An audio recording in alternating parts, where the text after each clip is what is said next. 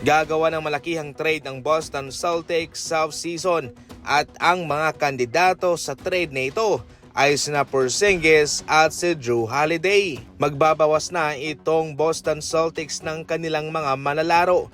Masyado na po silang magaling. Hindi inaasahan ng mga eksperto na sa trade na ito ay kukuha pa ng isang star player ang Boston Celtics. Sa tipo ng mga manlalaro katulad ni Jrue Holiday and Porzingis, maraming kupunan ang magpapakita ng interes sa kanila at handang magbigay ng pangalawang star player sa kanilang kupunan.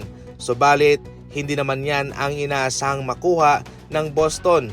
Mataas ang tsansa na picks lamang ang kanilang gustong kunin para ihanda sa kanilang hinaharap.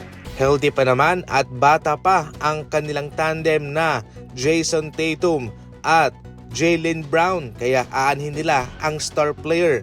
Picks ang kanilang gustong makuha para sila'y makapagplano na sa kanilang future. Samantala, bagong-bagong balita, hindi na mag-a-attend o hindi na manunood sa mismong arena itong si John Haliburton, mapa-home court pa man yan ng Indiana Pacers o sa mga road games nito. Nagpulong nga ho itong si John Haliburton at ang management ng front office ng Indiana. Hindi ko inaakala na ito'y gagawin mismo ng Indiana Pacers kasi parang mahirap to.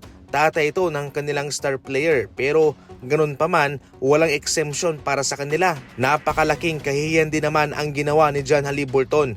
Kaya so far, ito isang magandang aksyon galing mismo sa Indiana Pacers. So therefore, wala po tayong makikitang mukha ni John Haliburton sa mga home games ng Pacers o sa mga road games pa nila. Hindi naman makapaniwala si Charles Barkley sa kanyang nakikita sa hinlalaki ni Stephen Curry. Napatanong pa nga itong si Charles Barkley na, yan pa ba'y daliri? Yan pa ba'y hinlalaki ni Stephen Curry? Namamaga all throughout sa kanilang series itong hinlalaki ni Stephen Curry, mga idol. Ngunit sa mga laban ay patuloy pa rin naman niyang nabibigyan na magandang shooting ang Golden State Warriors. Ibig sabihin sa kanilang serye, from Game 1 to Game 5 ay mayroon talagang iniindang injury itong si Stephen Curry. Ngayon pa man ay patuloy pa siyang naglalaro. Maski man si Stephen Curry ay alam na tinatarget ni Brooks ang kanyang hinlalaki at gusto pa niya itong palalain yung kondisyon.